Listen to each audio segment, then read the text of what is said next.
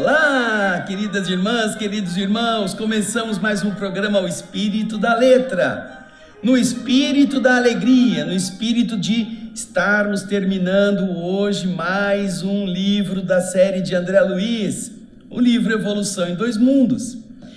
Hoje nós vamos para o capítulo 20º, Invasão Microbiana. O anterior, você deve se lembrar, nós falamos sobre aquelas perguntas da semana passada, cujo tema era predisposições mórbidas, aquilo que deixa o ser vulnerável a determinadas doenças. E agora ele vai terminar com o tema invasão microbiana. Diferente da semana passada, vai ser uma única pergunta que ele vai discorrer de uma forma bastante completa para explicar essas questões. Vamos então ao texto, na origem, no livro mesmo, o texto da pergunta inicial. Vamos ver. A invasão microbiana está vinculada a causas espirituais. Quando uma pessoa se vê acometida de uma enfermidade produzida por micróbios, esta invasão de micróbios tem alguma vinculação com o perispírito? Nós temos alguma coisa que nos tenha produzido algum tipo, existe algum micróbio invisível que entrou e a gente não viu e agora está nos devastando?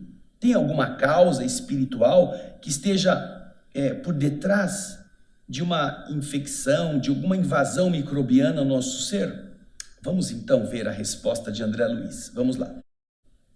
Excetuados os quadros infecciosos, as infecções causadas por bactérias e micróbios, pelos quais a nossa falta de higiene é que causa, que se responsabiliza. Fora isto, quando os micróbios se multiplicam por a gente não ter cuidados de higiene, aquelas depressões ou os desajustes criados em nós, por nós mesmos, nesses campos do abuso das nossas forças, seja adulterando as trocas vitais, seja corrompendo as energias do nosso organismo físico, por nos rendermos ao desequilíbrio, seja estabelecendo ou permitindo perturbações em prejuízo dos outros, estas condutas que são fruto dessas depressões, não depressão de tristeza, dessas perturbações, dessas oscilações energéticas em nós mesmos, elas plasmam, olha que interessante, elas modelam nos tecidos do corpo físico e do perispírito, que fazem parte da nossa maneira de nos expressarmos, ou o veículo de expressão, determinados campos de falha, campos de ruptura, de rompimento, como se fosse um rasgo na harmonia das células. Verificada a disfunção, toda a zona atingida pelo desajustamento se torna passível de invasão microbiana, como acontece a uma praça desprotegida, porque as vigias, os sentinelas naturais, não possuirão então bases necessárias à ação regeneradora que lhes compete, permanecendo muitas vezes ao redor do ponto lesado, buscando delimitar ali a sua presença ou estrangular-lhe a expansão. Então veja só, primeira coisa, tem determinadas invasões microbianas que podem ser evitadas através da higiene. Fora estas, todas as coisas de desequilíbrio, de angústia, de abatimento, de raiva, de ódio, de maldade, de culpa, produzem um desajustamento vibratório. Esse desajustamento vibratório vai criar um campo negativo no perispírito que depois vai se multiplicar no corpo, que eles chamam um campo de ruptura. E neste lugar, neste campo, em que as células não poderão mais estar em harmonia com o estado geral, ali ocorre o quê? Ocorre um ponto vulnerável, como ele diz lá no texto, como se aquilo fosse um lugar sem guardas. E esse desajustamento, então, permite a invasão dos micróbios, sem a proteção das nossas defesas, já que elas não vão possuir uma base adequada. A multiplicação rápida para impedir o assédio. E então, muitas vezes, o que acontece? O invasor é mais forte, então fica todo mundo em volta. Não deixa ele passar para lá, não deixa chegar mais. As nossas defesas vão tentar delimitar a presença ou estrangular o seu crescimento.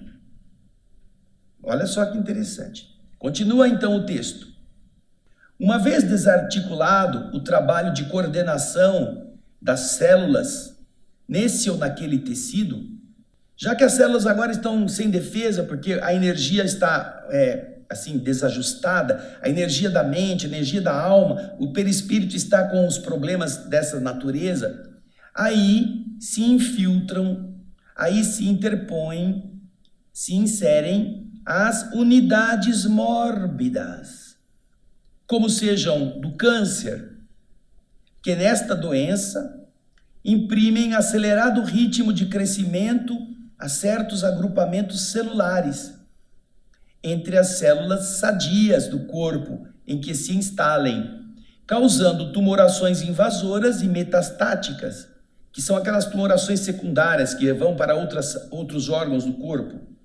Compreendendo-se, porém, que a mutação inicial, aquela célula inicial do câncer, obedeceu a determinada distonia, que é aquele desequilíbrio funcional do organismo, originária da mente, cujas vibrações sobre as células desorganizadas tiveram o efeito das projeções de raio-x ou de irradiações ultravioletas em aplicações impróprias. Veja só, André Luiz está dizendo que pode acontecer que o tumor já esteja grande, que ele já tenha ido para outros lugares, porém a primeira célula, a célula inicial, foi a célula que foi adulterada, como se você tivesse tido raio-x. Você já notou que quando você vai fazer exame de raio-x, o cara que opera a máquina, ele sai da sala, ele vai ficar escondido atrás de uma parede grossa, e você tem que vestir um colete de chumbo para que as áreas não doentes não sejam irradiadas com a dosagem de raio-x. O raio-x, ele modula uma alteração nos nossos DNAs, nos nossos genes.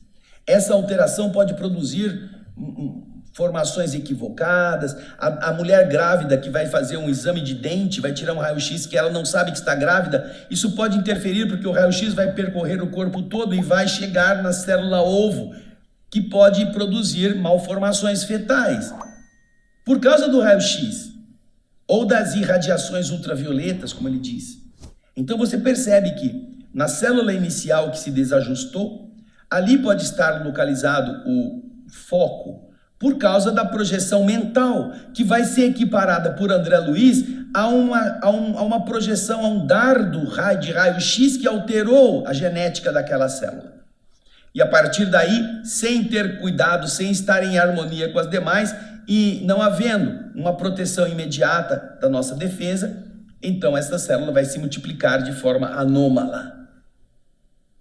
Continuando então o texto, surge desta forma a moléstia, olha só, e ele chama essa moléstia, que para nós é o câncer, que é a doença, essa doença é um estado secundário, ou seja, primeiro veio o desequilíbrio da mente, produzindo o raio letal que alterou aquele núcleo, aquela estrutura biológica, que depois disso é que começou a funcionar de forma errada.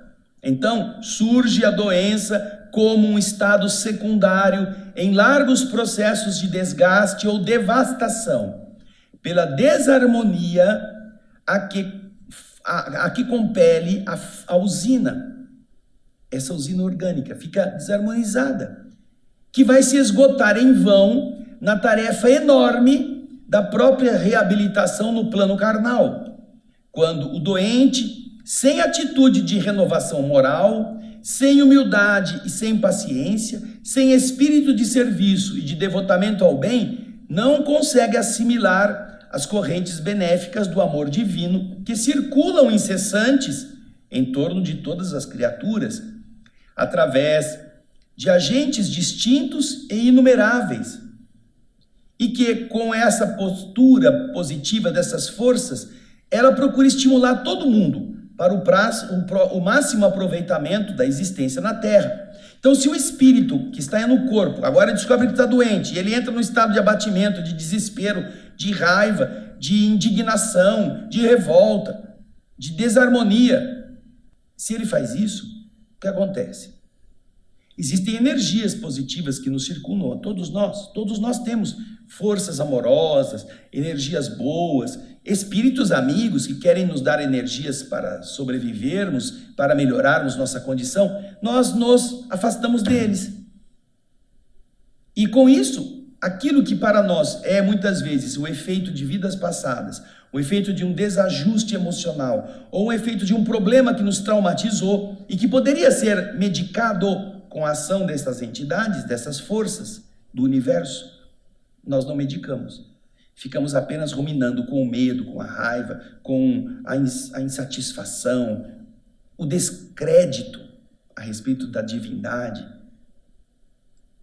E isso vai piorar o estado. É o que ele está dizendo. Por falar nisso, eu gostaria que você consultasse um site aqui mesmo do Brasil. Ele se chama Oncoguia, ONCOGUIA. Oncoguia é um site destinado a trazer notícias sobre câncer, de oncologia, né? Onco é o prefixo que se refere a essa doença. E nesse site existe um artigo, e você vai ver o artigo aí na tela, que diz que aqui no Brasil, 1/3 dos casos de câncer tem causa psicológica, emocional. 1/3. Ora, se uma pessoa não está com a doença, mas ela tem um trauma, um choque, e a partir daí, alguns meses depois, ela encontra a doença no seu corpo crescendo, e esta é uma estatística feita aqui no nosso país, com conhecimento científico dessa causa, a ponto de este site que fala sobre a oncologia reconhecer que 1/3 dos casos de câncer tem causa emocional, não tem causa química, não tem causa de veneno, não, tem causa na emoção desajustada. Esse é um atestado daquilo que André Luiz está explicando para nós até aqui. A nossa ação de tristeza, de saudade, sem consolo, de raiva, de disputa, de indignação, de mágoa, isso é o quê? É a ação da mente produzindo raio-x, aqueles raios que vão até alterar o campo vibratório em alguma área que esteja mais suscetível, mais delicada, mais vulnerável. Veja só como a nossa atitude diante de uma descoberta pode piorar a descoberta, ou pode causar aquilo que nós depois vamos ter que descobrir. Agora André Luiz vai continuar a explicar, veja só, acompanhem na tela. Quando o doente, porém, adota um comportamento favorável a si mesmo, pela simpatia que ele inspira, que ele causa no próximo, as forças físicas encontram sólido apoio nas radiações de solidariedade e reconhecimento que ele absorve de todos aqueles que lhe reconhecem ou que lhe recolhem o auxílio direto ou indireto, conseguindo então circunscrever essa disfunção que a princípio poderia ser maligna, circunscrevê-la aos neoplasmas, aos tumores benignos, que ainda respondem à influência organizadora dos tecidos adjacentes.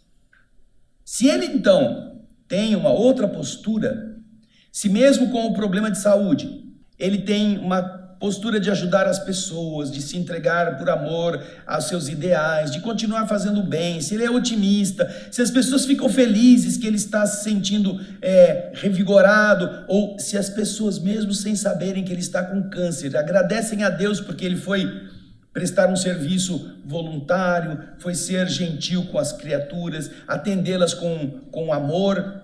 Estas forças positivas que ele vai produzir nas outras pessoas e para ele mesmo, se transformam em medicação, remédios bons, que vão ajudar o próprio indivíduo a reharmonizar o seu estado geral, de forma que aquilo que parecia ser uma coisa de tumor maligno, aquele negócio destruidor, se vê contido naquilo que é conhecido como tumoração benigna, que ainda responde à influência organizadora dos tecidos que estão em volta, ou seja, os tecidos que estão em volta continuam ainda a manter aquela influência sobre aquela zona que estava desajustada. Porque no começo o indivíduo pode ter ficado com raiva, com mágoa e descarregou aquilo nas células que começaram a se reproduzir. Porém, depois ele mudou. Ele, não, eu vou fazer o bem, vou ajudar as pessoas, não importa que eu esteja doente, não sei o que. Aí, o que acontece? Ele se abastece novamente de coisas positivas e então os tecidos ao redor começam a reagir positivamente. Agora, André Luiz continua explicando. Sob o mesmo princípio de relatividade, que é relativo a como você reage, né?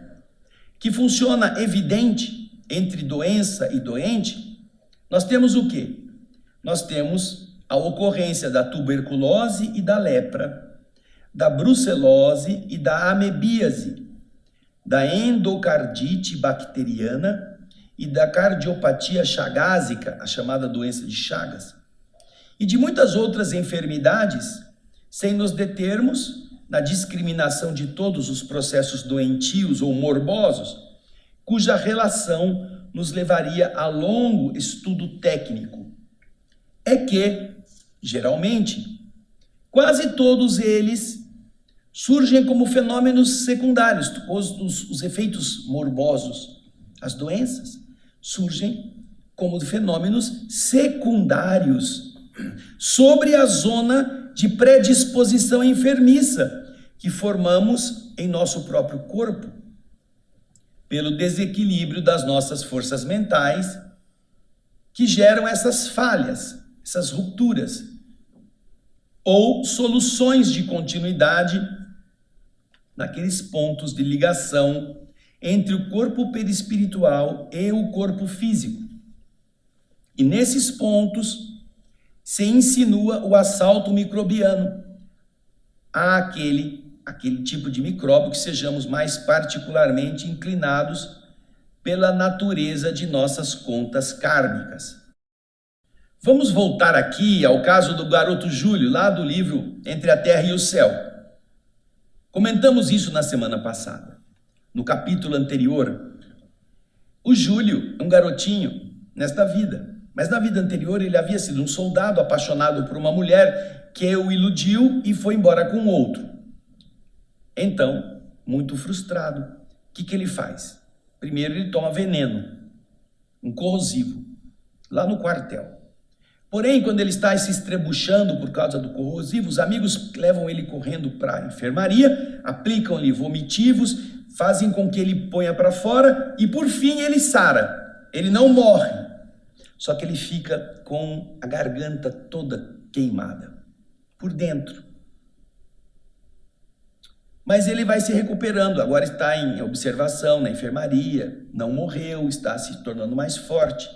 Mas ele continua com a mente frustrada por ter sido repelido o amor daquela mulher. Passam-se os meses, ele já está mais forte, e em um determinado dia eles vão comemorar a chegada de um novo comandante. E esta comemoração, no campo da época, no campo do local lá do quartel, é feita com bebedeira. Música e bebida. Então, vendo que os companheiros estão todos preocupados com o desfrute, ele vai e bebe bastante. Ele toma todas as bebidas, como costuma acontecer com um indivíduo que está assim, deprimido porque perdeu o amor da sua vida, foi trocado, então entra na bebida. Só que aí ele bebe e, totalmente embriagado, ele vai e se atira no rio, porque o quartel ficava nas margens do rio, um grande rio. E ele, bêbado, não consegue nadar e morre afogado. Aí ele morre mesmo. Isso aconteceu na vida passada. Então ele tem 2 tentativas, sendo que uma delas foi bem sucedida, de se matar. A primeira não deu certo, não por causa dele, por causa dos outros que tentaram salvá-lo. Aí você já vê a ação do mundo espiritual tentando recuperar a criatura. Aí ele se recupera, ao invés de ele agradecer e tomar outro rumo, ele vai e enche a cara e se mata de novo. Então ele não abdicou do ato suicida, mentalmente falando. Então o que acontece? Agora ele tem que se recuperar. Ele tem que se recuperar dessas 2 lesões. A primeira lesão, que é a que causou a morte do corpo, foi o afogamento. Então ele vai reencarnar e vai precisar passar pelo afogamento. Ele vai passar como o Júlio, a primeira morte do menino, afogado na praia. É o resgate desse primeiro evento. Só que depois que ele morre como garotinho, ele é levado ao plano espiritual em uma casa de acolhimento de crianças em espírito, porque ele vai ter que reencarnar. Ele não vai poder ficar no plano espiritual muito tempo, porque ele tem a segunda tentativa de suicídio do veneno. E por que ele precisa? Porque depois que ele sai do corpo com a morte, afogado, e ele é albergado nesse lar, ele está com dor na garganta, ele se queixa, ele pequenininho, ele chora, que ele está com dor na garganta. A garganta dele sofre muito. E não adianta aplicar passe, como os espíritos estão fazendo, aplicam passe, alivia um pouco, mas ele continua com dor. E isto se dá pelo reflexo das contas kármicas, que agora lesaram também os tecidos do perispírito na área da garganta, o veneno que ele tomou. Ele vai precisar, então, reencarnar para drenar ao corpo físico essa lesão do perispírito. Então, eu não vou contar toda a história, porque eu quero que você leia o livro, ou assista o nosso programa. Já falamos dele inteirinho aqui. Aí ele vai renascer, só que ele vai ter que viver pouco tempo, porque a reencarnação pela segunda vez será apenas um processo de reequilíbrio do perispírito. Nós falamos disso no programa anterior. Reequilibrará o perispírito, drenando a disfunção da área sensível da energia para a densidade da matéria. E ele vai reencarnar, porém ele terá fragilidade na região da garganta. Está acontecendo com o Júlio, na segunda encarnação dele, aquilo que André Luiz acabou de dizer aqui. Você vai voltar ao texto, no finalzinho, que nós lemos no slide anterior, está escrito lá. É que geralmente, quase todos os problemas surgem como fenômenos secundários sobre as zonas de predisposição enfermiça, que nós formamos em nosso corpo pelo desequilíbrio de nossas forças mentais, que vão gerar futuras falhas ou soluções de continuidade nos pontos de interação entre o corpo espiritual e o corpo físico, pelas quais se insinua o assalto microbiano. Júlio havia tentado matar-se bebendo veneno, lesou toda a parte gástrica pela parte da traqueia, daquilo que ele respira, esôfago, traqueia, tudo isso ficou queimado. É uma zona do perispírito que foi afetada. Então, o que acontece? Uma vez que ele está nessa condição, quando ele renasce, o corpo dele tem a ligação da matéria com o perispírito nesta área vulnerável, porque é a área que foi a mais afetada. E então, acontece o quê? Como ele está mais ligado por essa fragilidade, aquelas estruturas que podem atacar nesta área sem a defesa adequada, porque a energia está ainda corrompida pelo ato do suicídio, elas poderão se modificar, elas poderão crescer sem defesa, sem ataques das nossas unidades imunológicas, dos nossos glóbulos brancos.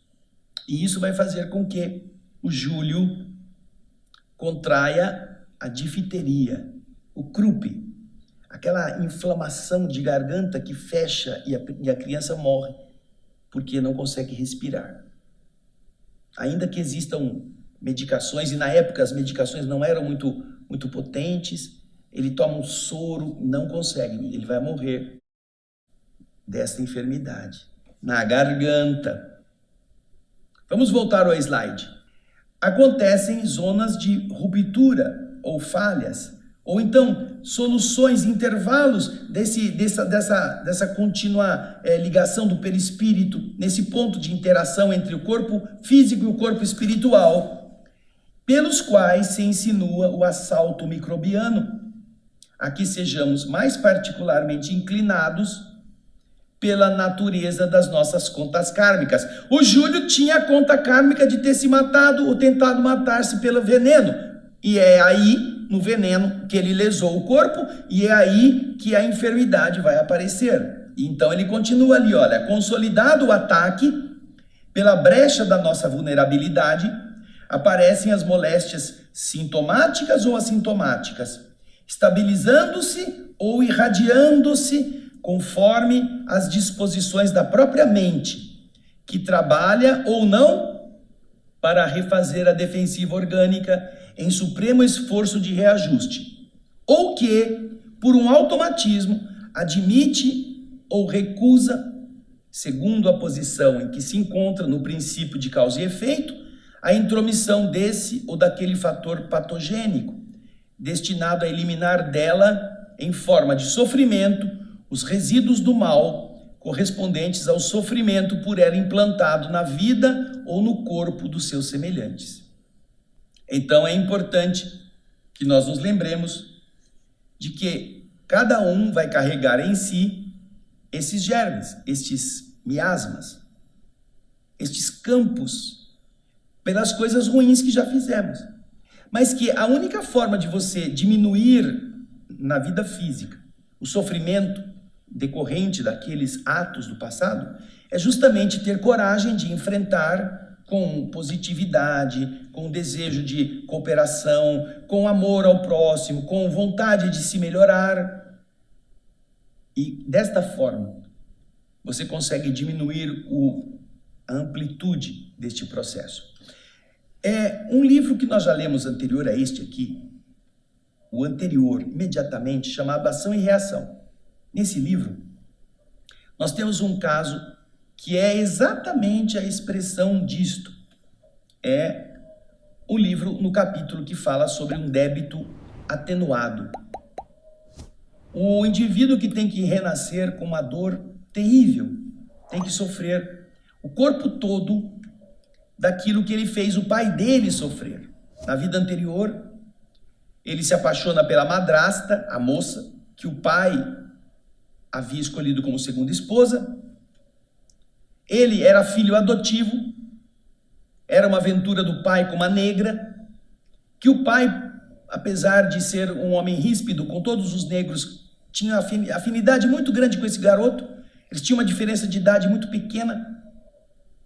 Então o pai trata o filho bastardo, com uma negra, como um filho realmente legítimo, completamente legítimo, e eles se tornam muito amigos, eles crescem, o pai leva o filho quando está na adolescência, na juventude, para as farras, os dois são sócios nas aventuras.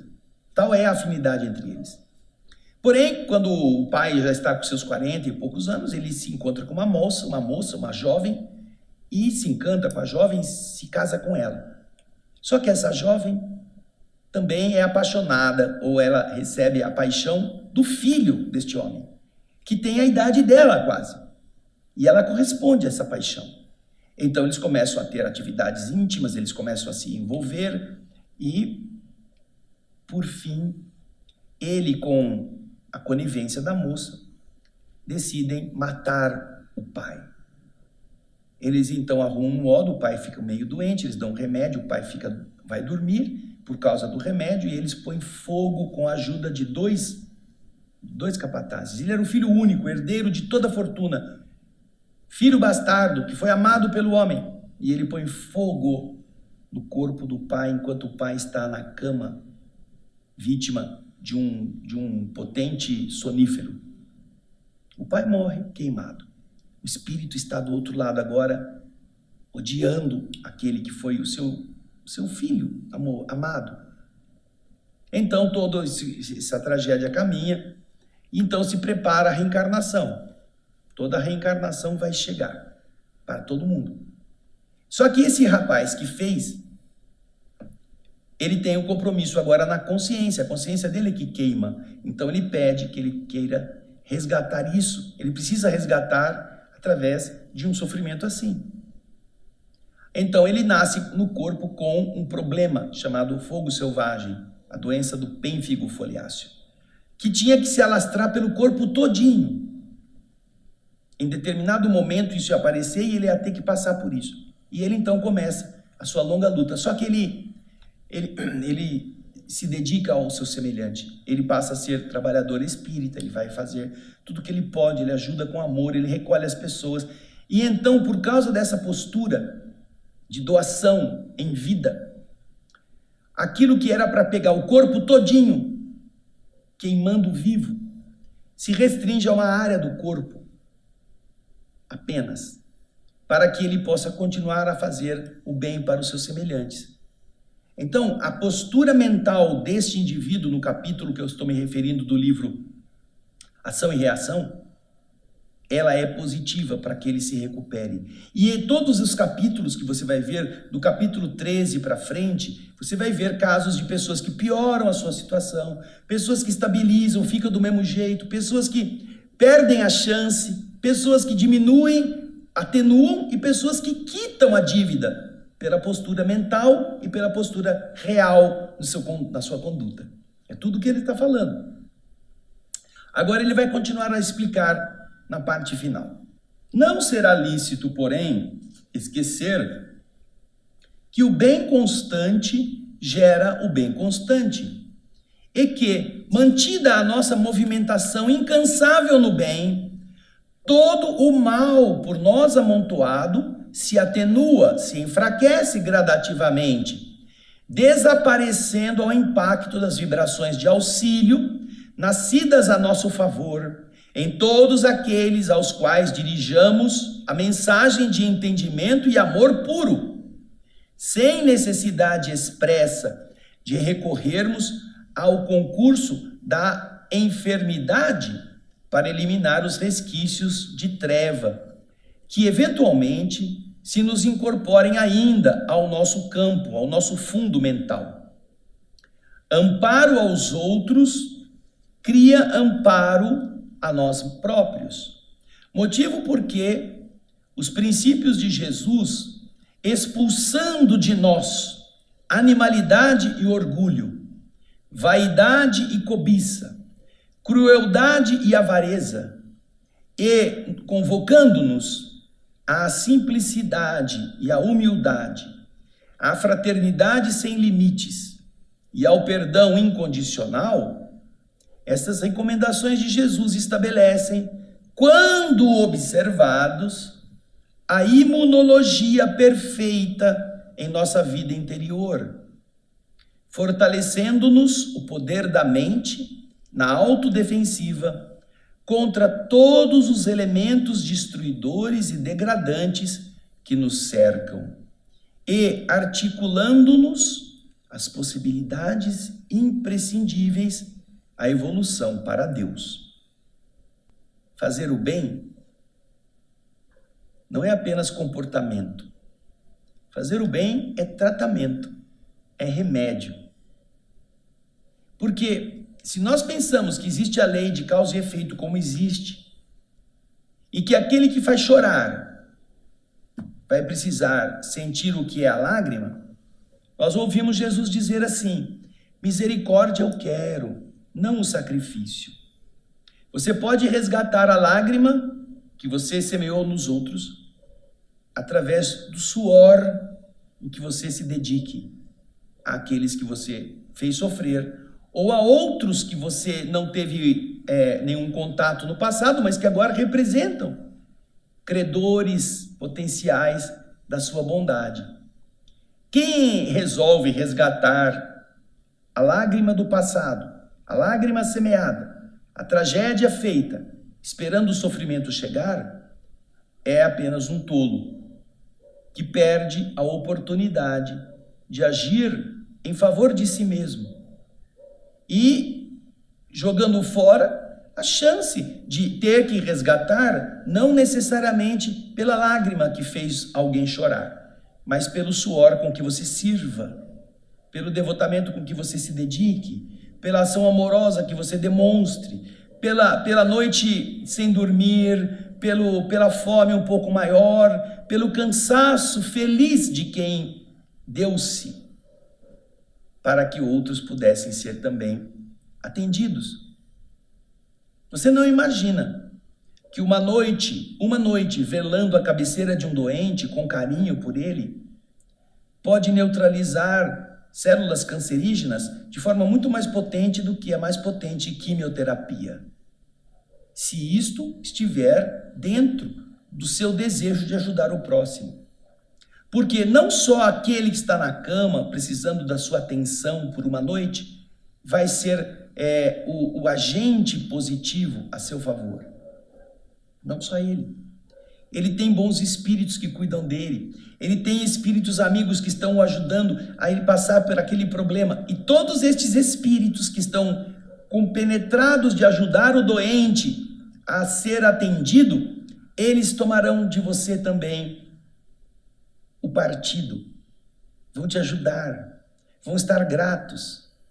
Vão querer que você seja feliz. Vão te dar apoio, sobretudo se eles percebem que você, com problemas, esqueceu dos seus problemas para ajudar aquele que estava mais grave, ou aquele que estava aparentemente mais necessitado. É assim que a solidariedade funciona como a quimioterapia de Deus. A medicina dos homens ainda está bastante empenhada em tratar as coisas com a radioterapia, com a quimioterapia, que são terapias que alteram as células, que modificam os tecidos. A doutrina espírita explica para todos nós que a quimioterapia de Deus altera a alma, modifica a mente, e ela se baseia no amor puro ao próximo. Com esta força, você vai movimentar uma engrenagem que você mesmo não tem ideia do seu poder e do seu tamanho. E esta engrenagem vai fazer que volte para você aquela pouca semente, aquele pouco de água, aquela palavra boa que você deu para alguém não enterrar-se, não se destruir.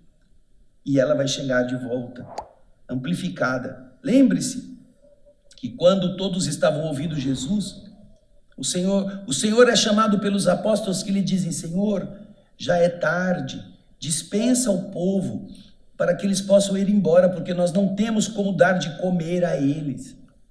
Aí o Senhor pergunta: o que temos aí? Ah, nós só temos 5 pães e 2 peixes. 5 pães e 2 peixes. Então Jesus diz: mande todos se sentarem e traga para mim os pães e os peixes. E você sabe o que aconteceu. Lembre disso. Você, eu e nós aqui nos desculpamos por termos dado tão pouco para você. Mas esse é o pouco pão e o pouco peixe que a gente tem, que você também tem. Confie que mesmo você tendo errado, mesmo você tendo feito coisas que não são boas, se você tiver desejo de ajudar, você é esse pouco pão, esse pouco peixe, que o Senhor pode pôr a mão e dar de comer a toda a multidão. Não deixe isso passar. Não se entregue ao medo, não se entregue à raiva, não se entregue à mágoa. Entregue-se ao ideal, porque Deus constrói o universo para que tudo seja feliz e amado. Não seja um câncer, não seja um quisto que nega a grandeza de Deus com a sua irritação, com a sua amargura, com sua palavra azeda. Não. Se você não é capaz de fazer uma coisa boa, de falar uma coisa boa, não faça nada que seja ruim. Mas não esqueça, do mesmo jeito que nós pudemos dar apenas esse pouco pão, esse pouco peixe para você, Jesus conta que você possa multiplicar isso na sua vida, na vida da sua família, junto daqueles que você está trabalhando, para que você, sendo outra pessoa, outros também encontrem a alegria de estar ao seu lado e elas também, essas outras criaturas, sejam outras pessoas. Tirar o espírito da letra é exatamente isso. É que a letra oculta aquilo que salva. Do mesmo jeito que uma bula, um frasquinho de remédio, tem lá dentro aquilo que pode melhorar você. Pense nisso. Agradecemos muito a você que nos tem dado audiência e que tem procurado entender aquilo que André Luiz trouxe. E nós esperamos que você esteja conosco, não só nos 10 livros agora, que já estão prontos, mas que se prepare para o próximo livro, Mecanismos da Mediunidade, que quando assim já tivermos condições, estaremos lançando para você. Obrigado pelo seu carinho, obrigado pela sua audiência, um beijo grande. Evolução em 2 mundos possa ser para nós motivo de evoluirmos mais depressa. E até o próximo, o Espírito da Letra. Muita paz.